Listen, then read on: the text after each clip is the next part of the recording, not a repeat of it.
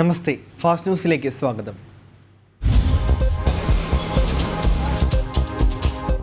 രാജ്യത്ത് corona vaccine വിതരണ കേന്ദ്രങ്ങളിലേക്ക് എത്തിക്കുന്നതിന് തുടക്കമായി. കോവിഷീൽഡ് വാക്സിന്റെ ആദ്യ ലോഡുമായി സിറം ഇൻസ്റ്റിറ്റ്യൂട്ടിൽ നിന്നും ട്രക്കുകൾ പുറപ്പെട്ടു. താപനില ക്രമീകരിച്ച ട്രക്കുകളാണ് വാക്സിൻ കൊണ്ടുപോകുന്നത്. രാജ്യത്തെ 13 കേന്ദ്രങ്ങളിലേക്ക് ഇന്ന് വാക്സിൻ കൊണ്ടുപോകും. പ്രത്യേക പൂജകൾക്ക് ശേഷമാണ് വിമാനത്താവളങ്ങളിലേക്ക് വാക്സിൻ കൊണ്ടുപോയത്.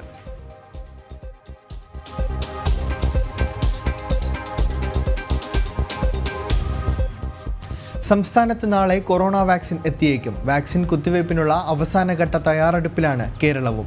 14 ജില്ലകളിലെ 133 കേന്ദ്രങ്ങളിലൂടെ 16-ാം തീയതി മുതലാണ് വാക്സിൻ വിതരണം ആരംഭിക്കുന്നത്.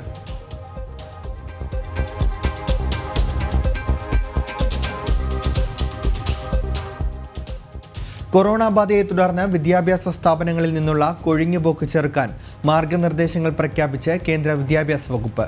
സ്കൂളുകളിലെത്താൻ കഴിയാത്ത വിദ്യാർത്ഥികൾക്ക് വീടുകളിലെത്തി പരിശീലിപ്പിക്കുന്നതടക്കം പരിഗണനയിൽ.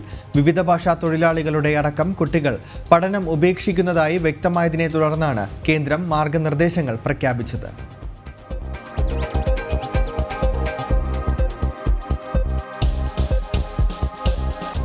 ലൈഫ് മിഷൻ കേസിൽ സർക്കാരിന് തിരിച്ചടി. CBI അന്വേഷണം റദ്ദാക്കണമെന്നാവശ്യപ്പെട്ട് സർക്കാരും യൂണിടാക്കും നൽകിയ ഹർജി ഹൈക്കോടതി തള്ളി.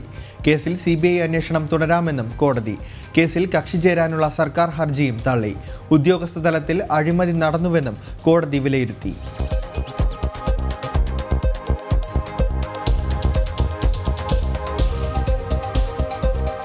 ലൈഫ് മിഷൻ കേസിൽ CBI അന്വേഷണം തുടരാനുള്ള ഹൈക്കോടതി വിധിയെ സ്വാഗതം ചെയ്യുന്നുവെന്ന് അനിൽ അക്കര MLA.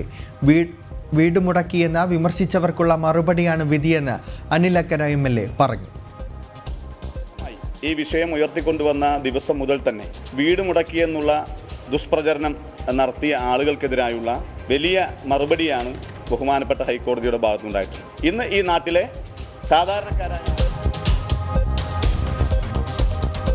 ഹൈക്കോടതി വിധിയെ സ്വാഗതം ചെയ്യുന്നുവെന്ന് KPCC president Mullappally Ramachandran. Life mission അഴിമതിയിലെ ഉള്ളറകൾ പുറത്തു വരുമെന്നും മുല്ലപ്പള്ളി പറഞ്ഞു.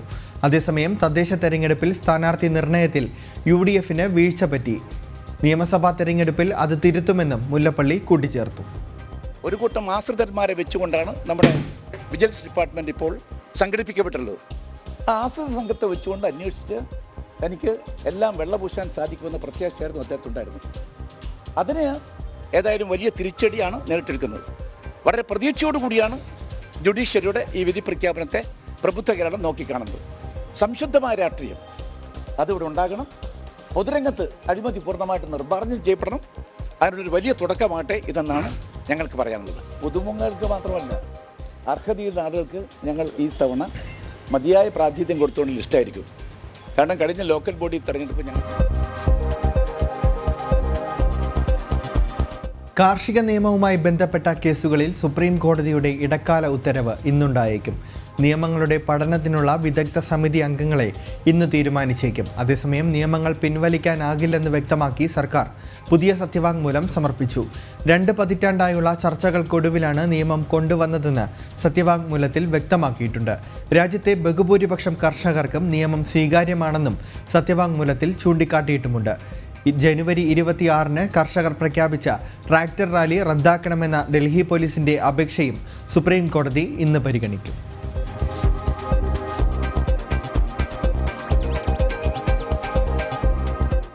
SNC ലാവ്ലിൻ അഴിമതി കേസ് സുപ്രീം കോടതി ഇന്ന് പരിഗണിക്കും. കേസിൽ മുഖ്യമന്ത്രി പിണറായി വിജയൻ അടക്കമുള്ളവരെ പ്രതി ചേർത്ത് വിചാരണ നടത്തണമെന്നാണ് CBI വാദം.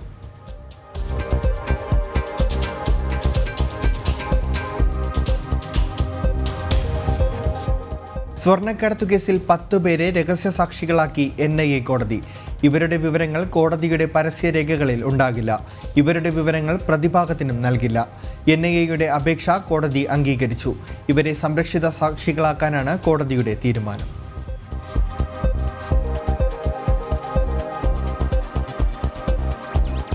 വിവാഹ വാഗ്ദാനം നൽകി പീഡിപ്പിച്ചുവെന്ന ബിനോയ് കോടിയേരിക്കെതിരായ കേസ് മുംബൈ ദിൻദോഷി കോടതി ഇന്ന് പരിഗണിക്കും. വിചാരണ തുടങ്ങാനിരിക്കെ ബിനോയ് നൽകിയ തടസ്സ ഹർജിയാണ് ഇന്ന് പരിഗണിക്കുന്നത്. ഹൈക്കോടതിയിൽ സമർപ്പിച്ച DNA ഫലം തുറന്നു പരിശോധിക്കണമെന്ന ബീഹാർ സ്വദേശിനിയായ പരാതിക്കാരി വിചാരണ കോടതിയോട് അപേക്ഷിക്കും.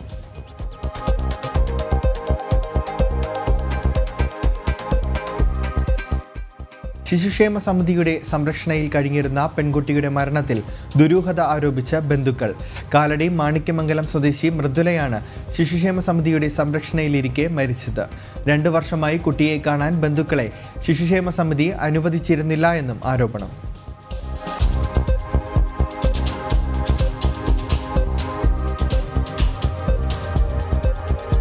കടക്കാവൂർ പോക്സോ കേസിലെ പ്രതിയായ യുവതിയുടെ ജാമ്യത്തിനായി കുടുംബം ഇന്ന് ഹൈക്കോടതിയെ സമീപിക്കും. അച്ഛൻ്റെ പരാതി കെട്ടിച്ചമച്ചതാണെന്നാണ് ആരോപണം. കേസ് അന്വേഷിക്കുന്ന ദക്ഷിണ മേഖല IG ഹർഷിത ഇന്ന് രേഖകൾ ശേഖരിക്കും. അതേസമയം കുട്ടിക്ക് വൈദ്യപരിശോധനയ്ക്ക് വിദഗ്ധ ഡോക്ടർമാർ അടങ്ങുന്ന സംഘത്തെ നിയോഗിക്കണമെന്നാവശ്യപ്പെട്ട് Kadakkavoor police Thiruvananthapuram medical college അധികൃതർക്ക് കത്ത് നൽകി.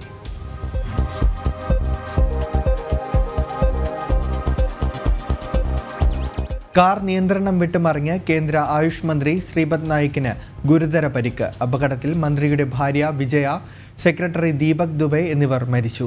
ഗൺമാൻ, ഡ്രൈവർ, കാറിലുണ്ടായിരുന്ന മന്ത്രിയുടെ സുഹൃത്ത് എന്നിവർക്കും പരിക്കേറ്റു.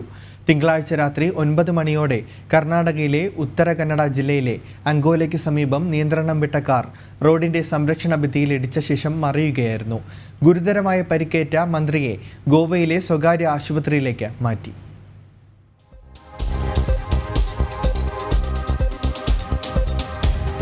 PC ജോർജിന്റെ UDF പ്രവേശനത്തിൽ അനിശ്ചിതത്വം. ജോർജിനെ മുന്നണിയിൽ എടുക്കണമെന്ന I ഗ്രൂപ്പിന്റെ നിലപാടിനെ ഉമ്മൻചാണ്ടിയും കൂട്ടരും ശക്തമായി എതിർക്കുകയാണ്. ജോർജിനെ മുന്നണിയിൽ എടുത്താൽ പ്രാദേശിക കോൺഗ്രസ് നേതൃത്വം സഹകരിക്കില്ലെന്നാണ് A ഗ്രൂപ്പിന്റെ നിലപാട്.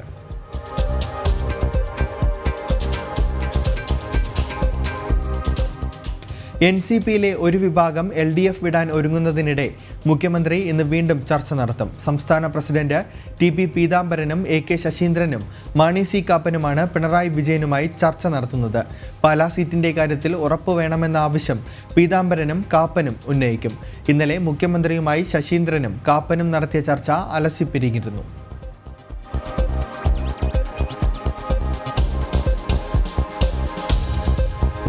കായംകുളം നിയമസഭാ സ്ഥാനാർത്ഥിത്വത്തെ ചൊല്ലി CPMൽ തർക്കം രൂക്ഷമാകുന്നു.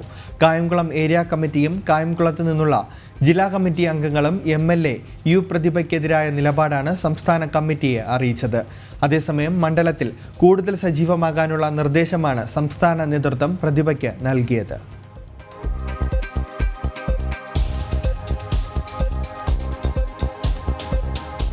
ജോസ് കെ മാണി രാജിവെച്ച രാജ്യസഭാ സീറ്റ് കേരള കോൺഗ്രസിന് തന്നെ വിട്ടു നൽകാനുള്ള CPM തീരുമാനം മുന്നണിയിൽ അവർക്ക് കൂടുതൽ പ്രാധാന്യം നൽകുന്നതിൻ്റെ സൂചനയാണ്. നിലവിൽ മുന്നണിയിലെ മൂന്നാമനാണ് ജോസ് വിഭാഗം എന്ന് പറയുന്നുണ്ടെങ്കിലും ക്രമേണ കൂടുതൽ പരിഗണനയിലൂടെ CPIയെ ഒതുക്കാനുള്ള ശ്രമങ്ങളാണ് CPM ആരംഭിച്ചിരിക്കുന്നത്.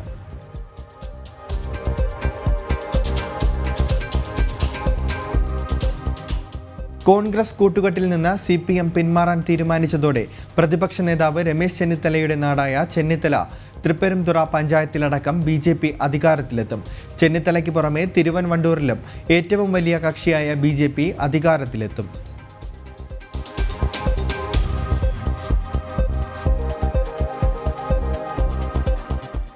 കോടതി ഉത്തരവ് നടപ്പാക്കാനെത്തിയ അഭിഭാഷകനെ വസ്തു ഉടമയും സഹായിയും ചേർന്ന് അസഭ്യം പറയുകയും ആക്രമിച്ച് പരിക്കേൽപ്പിക്കുകയും ചെയ്തതായി പരാതി.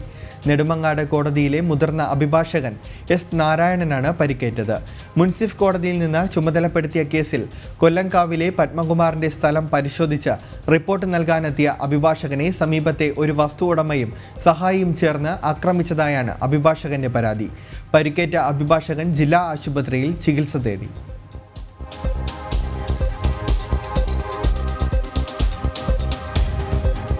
ഇന്ന് വിവേകാനന്ദ ജയന്തി. രാജ്യത്തെ യുവതയെ പ്രസംഗങ്ങൾ കൊണ്ടും പ്രബോധനങ്ങൾ കൊണ്ടും സ്വാധീനിച്ച വിവേകാനന്ദന്റെ ജന്മദിനം. ദേശീയ യുവജന ദിനമായാണ് ആഘോഷിക്കുന്നത്. രാഷ്ട്രനിർമ്മിതിക്ക് യുവശക്തി എന്ന സന്ദേശവുമായാണ് ഇക്കുറി യുവജന ദിനം ആഘോഷിക്കുന്നത്. 1984 വിവേകാനന്ദ സ്വാമിയുടെ തത്വങ്ങളും ആശയങ്ങളും ഇന്ത്യൻ യുവത്വത്തിന് പ്രചോദനമാണെന്ന് ചൂണ്ടിക്കാട്ടി കേന്ദ്ര സർക്കാർ സ്വാമിജിയുടെ ജന്മദിനം യുവജന ദിനമായി പ്രഖ്യാപിച്ചത്. ഇന്ത്യയിൽ എല്ലായിടത്തും ദേശീയ യുവജനം കൊണ്ടാടുന്നുണ്ട്.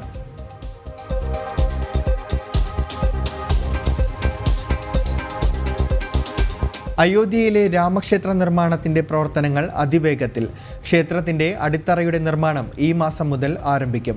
രാമജന്മഭൂമി തീർത്ഥ ട്രസ്റ്റാണ് ഇക്കാര്യം അറിയിച്ചത്.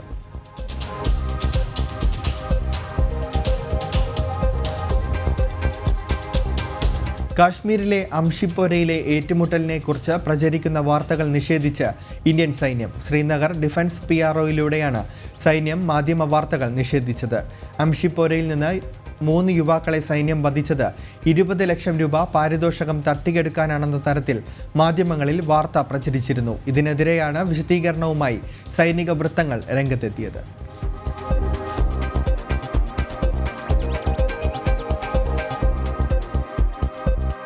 മഹാരാഷ്ട്രയിലെ ഭണ്ഡാര ജില്ലയിലെ സർക്കാർ ആശുപത്രിയിൽ തീപിടുത്തത്തെ തുടർന്ന് 10 നവജാത ശിശുക്കൾ മരിച്ച സംഭവത്തിൽ ദേശീയ മനുഷ്യാവകാശ കമ്മീഷന്റെ ഇടപെടൽ.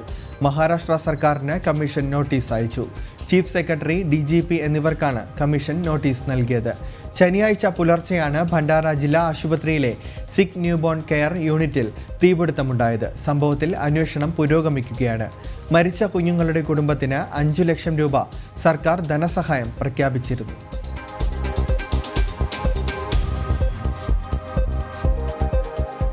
ഉത്തർപ്രദേശിലെ ആം ആദ്മി പാർട്ടിയുടെ MLA സോമനാഥ് ഭാരതിയെ പോലീസ് അറസ്റ്റ് ചെയ്തു.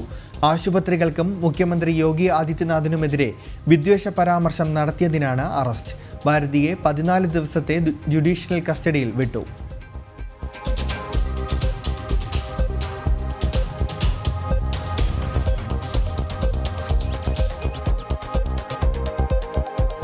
അമേരിക്കൻ പ്രസിഡന്റ് ഡൊണാൾഡ് ട്രംപിനെ ഇംപീച്ച് ചെയ്യാനുള്ള പ്രമേയം US ജനപ്രതിനിധി സഭയിൽ അവതരിപ്പിച്ചു. നാളെ വോട്ടെടുപ്പ് നടത്താനാണ് തീരുമാനം. ക്യാപിറ്റോൾ ആക്രമണത്തിന്റെ പശ്ചാത്തലത്തിലാണ് സ്ഥാനമൊഴിയാൻ ദിവസങ്ങൾ മാത്രം ബാക്കി നിൽക്കെ ട്രംപിനെ ഇംപീച്ച് ചെയ്യാനുള്ള നീക്കം. ഭരണഘടനാ അധികാരം ഉപയോഗിച്ച് വൈസ് പ്രസിഡന്റ് മൈക്ക് പെൻസ് ട്രംപിനെ പുറത്താക്കണമെന്ന് പ്രമേയം ആവശ്യപ്പെട്ടു.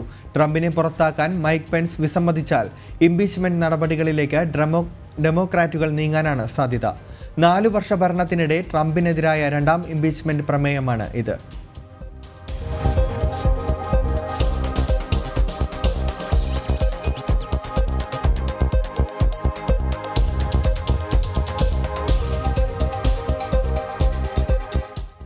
മകരവിളക്ക് ദിവസം അയ്യപ്പന് ചാർത്താനുള്ള തിരുവാഭരണങ്ങൾ വഹിച്ചുള്ള ഘോഷയാത്ര പന്തളം വലിയ കോയിക്കൽ ക്ഷേത്രത്തിൽ നിന്നും പുറപ്പെട്ടു. കൊറോണയുടെ പശ്ചാത്തലത്തിൽ കടുത്ത നിയന്ത്രണങ്ങളോടെയാണ് ഘോഷയാത്ര. കൂടുതൽ വിവരങ്ങൾ CG ഉമേഷ് നൽകും. ഉമേഷ്, ക്ഷേത്രത്തിൽ നിന്നും ഘോഷയാത്ര ആരംഭിച്ചിട്ടുണ്ടോ? എന്തൊക്കെ നിയന്ത്രണങ്ങളോടെയാണ് യാത്ര പുറപ്പെട്ടത്?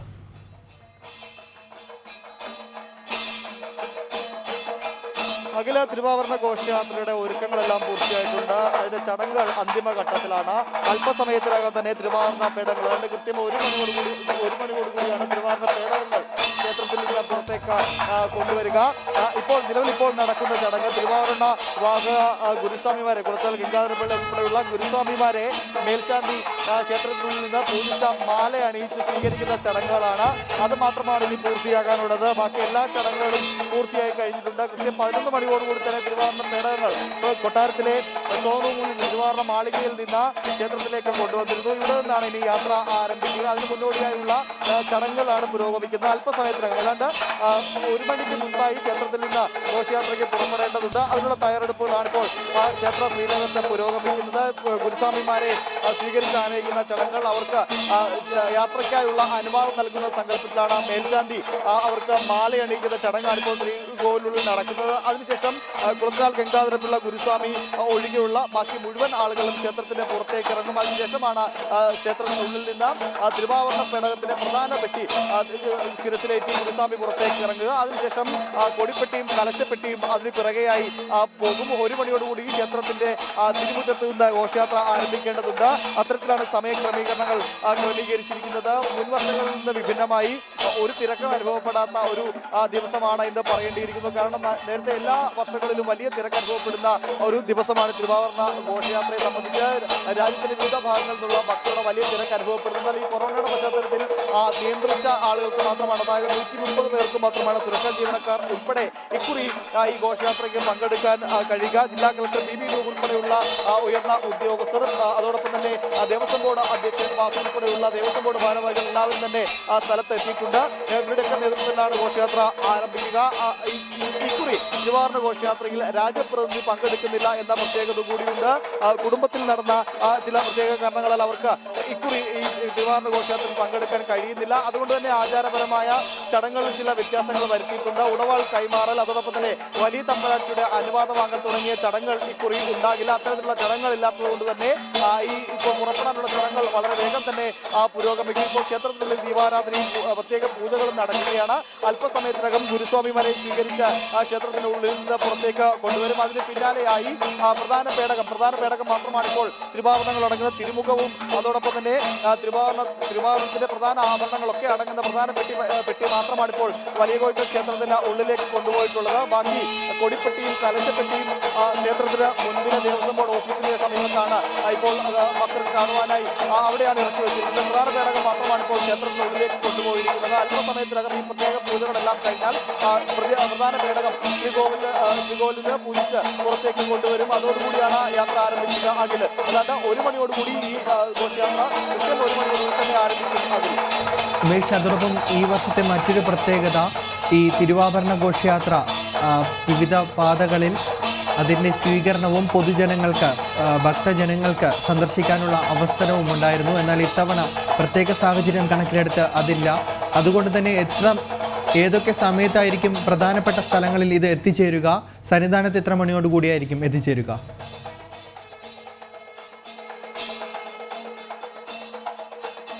മുൻ വർഷങ്ങളിൽ ആയിരക്കണക്കിന് തീർത്ഥാടകരുടെ അകമ്പടിയോടുകൂടിയായിരുന്നു തിരുവാഭരണ ഘോഷയാത്ര പരമ്പരാഗത തിരുവാഭരണ പാതയിലൂടെ കടന്നു പോയിരുന്നത്. വിവിധ സ്ഥലങ്ങളിൽ, വിവിധ ക്ഷേത്രങ്ങൾ, വിവിധ പ്രദേശങ്ങളിലൊക്കെ ആചാരപരമായ സ്വീകരണങ്ങൾ നൽകിയായിരുന്നു ഭക്തജനങ്ങളും വിവിധ ഭക്തജന സംഘടനകളും ക്ഷേത്ര ഭാരവാഹികളും ഒക്കെ ഈ തിരുവാഭരണ ഘോഷയാത്രയെ സ്വീകരിച്ചിരുന്നാൽ ഇക്കുറി അത്തരത്തിലുള്ള ചടങ്ങുകൾ ഒന്നും തന്നെ ഇല്ല. ആർക്കും തന്നെ തിരുവാഭരണ പേടകങ്ങളിൽ ഹാരമർപ്പിക്കുവാനോ അല്ലെങ്കിൽ ഷാളുകൾ അണിയിച്ച് സ്വീകരിക്കുവാനോ ഗുരുസ്വാമിമാരുടെ അടുത്തേക്ക് പോകുവാനോ ഒന്നും കഴിയില്ല. അത്തരത്തിലുള്ള ക്രമീകരണങ്ങളാണ് ഒരുക്കിയിരിക്കുന്നത്. കാരണം ഈ തിരുവാഭരണ പേടകങ്ങളുമായി പോകുന്ന ഗുരുസ്വാമിയുടെ നേതൃത്വത്തിലുള്ള 25 പേര് ഉൾപ്പെടെയുള്ള 130 പേർ അവർക്ക് ഈ തിരുവാഭരണ പേടകങ്ങളുമായി ശബരിമല സന്നിധാനത്തേക്ക് എത്തി വരുന്ന 5 ദിവസം നടക്കുന്ന മകരവിളക്ക് മുതൽ 5 ദിവസം നടക്കുന്ന എല്ലാ പൂജാ ചടങ്ങുകൾക്കും നേതൃത്വം നൽകേണ്ട ആളുകളാണ്. അതുകൊണ്ട് തന്നെ അവർക്ക് മറ്റേതെങ്കിലും തരത്തിലുള്ള ആരോഗ്യ പ്രശ്നങ്ങൾ ഉണ്ടാകാതെ നോക്കേണ്ടത് ആചാരാനുഷ്ഠാനങ്ങൾ മുടങ്ങാതിരിക്കുന്നത് പ്രധാന ഘടകമാണ്. അതുകൊണ്ടാണ് ഇത്തരത്തിലുള്ള കർശന നിയന്ത്രണങ്ങൾ പാലിച്ച് ഈ ഒരു ഘോഷയാത്ര മുന്നോട്ട് പോകുന്നത്. അതോടൊപ്പം തന്നെ ആദ്യ ദിവസം തിരുവാഭരണ ഘോഷയാത്ര ഇവിടെ നിന്ന് ആരംഭിച്ച് ആദ്യ ദിവസം തങ്ങുക അഴിയൂർ പുതിയകാവ് ദേവീ ക്ഷേത്രത്തിലാണ്. അവിടെ മുൻ വർഷങ്ങളിൽ തിരുവാഭരണ പേടകങ്ങൾ തിരുവാഭരണത്തിന്റെ പ്രധാന പേടകങ്ങൾ തുറന്ന് തിരുമുഖം ഉൾപ്പെടെയുള്ള ആഭരണങ്ങൾ ഭക്തർക്ക് കാണുവാനുള്ള അവസരം ഒരുക്കി.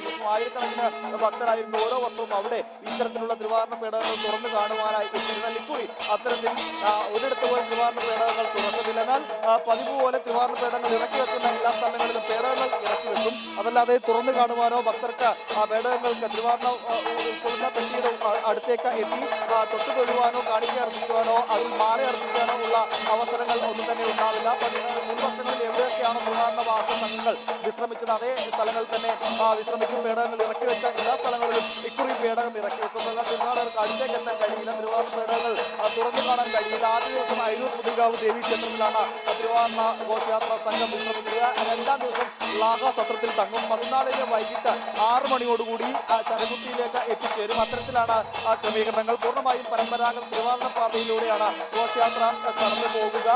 പമ്പയിലേക്ക് എത്താതെ വലിയാനവണ്ണത്തിന് സമീപത്ത് നിന്ന് നേരെ അപ്പാച്ചിമേട്ടിലേക്ക് എത്തുന്ന രീതിയിലാണ് പരമ്പരാഗത തിരുവാഭരണ പാത. തന്നെ ഘോഷയാത്ര പമ്പയിലേക്ക് എത്തില്ല. 14-ാം തീയതി ഉച്ചയോടുകൂടി വലിയാനവണ്ണത്തെത്തും. അവിടെ നിന്ന് വിശ്രമിച്ച ശേഷമാകും മുകളിലേക്ക് സന്നിധാനത്തേക്ക് പോകുക. കൃത്യം 6:30 സന്നിധാനത്തേക്ക് കൃത്യം 6:30 തന്നെ സംവിധാനത്തേക്ക് ദിവാരണ ഘോഷയാത്ര എത്തിച്ചേരുന്ന രീതിയിലാണ് ആ ക്രമീകരണങ്ങൾ. ദിവാരാധനയ്ക്ക് മുമ്പ് ദിവാരണ ഘോഷയാത്ര സംവിധാനത്തേക്ക് എത്തിച്ചേരും. അത്തരത്തിലാണ് ആ ഘോഷയാത്രയുടെ ക്രമീകരണങ്ങൾ. കൃത്യം 1 മണിക്ക് തന്നെ ദിവാരണ ഘോഷയാത്ര പന്തളം വലിയോയ്ക്കൽ ക്ഷേത്രത്തിൽ നിന്നും ആരംഭിക്കും. അതിനുള്ള ചടങ്ങുകളും തയ്യാറെടുപ്പുകളും എല്ലാം പൂർത്തിയായിട്ടുണ്ട്. അഖിൽ, തിരുവാഭരണ ഘോഷയാത്രയുടെ ഭക്തിസാന്ദ്രമായ പുറപ്പെടലിൻ്റെ കാഴ്ചകളാണ് ഇപ്പോൾ കാണുന്നത്. കൊറോണയുടെ കടുത്ത നിയന്ത്രണങ്ങളോടെയാണ് ഘോഷയാത്ര ഇത്തവണ സംഘടിപ്പിച്ചിരിക്കുന്നത്. CG ഉമേഷാണ് വിവരങ്ങൾ നൽകിയത്.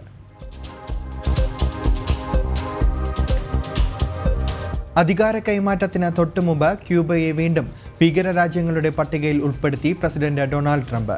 പാശ്ചാത്യ ലോകത്ത് ഭീകരതയെ ക്യൂബ പിന്തുണയ്ക്കുകയാണെന്നും ഇത് അവസാനിപ്പിക്കാൻ കാസ്ട്രോ സർക്കാർ നടപടി സ്വീകരിക്കണമെന്നും US state secretary Mike Pompeo പറഞ്ഞു. നേരത്തെ ബരാക് ഒബാമ പ്രസിഡന്റ് ആയിരുന്നപ്പോൾ ക്യൂബയെ പട്ടികയിൽ നിന്നും ഒഴിവാക്കിയിരുന്നു. 2015 ഹവാനയുമായി വാഷിംഗ്ടൺ നയതന്ത്ര ബന്ധം പുനഃസ്ഥാപിച്ചിരുന്നു. എന്നാൽ അന്നത്തെ വാഗ്ദാനങ്ങൾ നടപ്പിലാക്കാൻ ക്യൂബ തയ്യാറായിരുന്നില്ല എന്നാണ് സ്റ്റേറ്റ് ഡിപ്പാർട്ട്മെന്റിന്റെ വാദം.